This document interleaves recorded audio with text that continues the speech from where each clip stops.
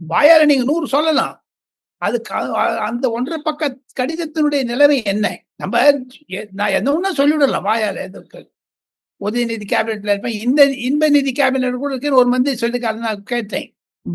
ஆக மொத்தம் குடும்ப கட்சி 2026ல் படு தோல்வியை நோக்கி செல்லுகிறது. பொதுமக்களிடையே ஒரு விரோதம், காழ்ப்புணர்ச்சி, பொதுமக்களிடையே திராவிட முன்னேற்ற கழகத்தின் மீது அருவருப்பு, அதிருப்தி, ஆன்டி இன்கம்பன்சி என்று ஆங்கிலத்தில் சொல்வார்களே, மனோநிலை எதிர்த்து விட்டது.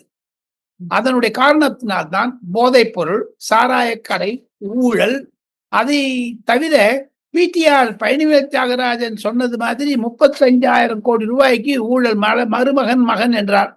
அதை ஏற்ப 35,000 கோடி ரூபாய்க்கு உங்களுக்கு டாஸ்மார்க்ல இருக்குன்னு சொல்லி அமித்ஷா சொல்றாரு. அதே 35,000 கோடின்னு சொல்லிட்டு நம்ம கலாநிதி மாறனும் தயாநிதி மாறனும் சண்டை போட்டுக்கிறாங்க. குடும்பப்பிடி சண்டை. குடும்பத்தில் அரண்மனை ரகசியம் என்றாலும் அது குடும்பப்பிடி சண்டை. அடிச்சுக்கிறாங்க, குஸ்தி மாதிரி போட்டுக்கிறாங்க. இது எதை காண்பிக்கிறது? பணத்தின் மமதை. அதையும் தவிர பொதுமக்களிடையே இருக்கக்கூடிய நிலைமையை பார்த்தால், என்று இந்த திராவிட முன்னேற்ற கழக அரசாங்கத்தை வீட்டுக்கு அனுப்ப போகிறோம் என்ற நிலைமை துடிதுடித்து இருக்கிறார்கள்.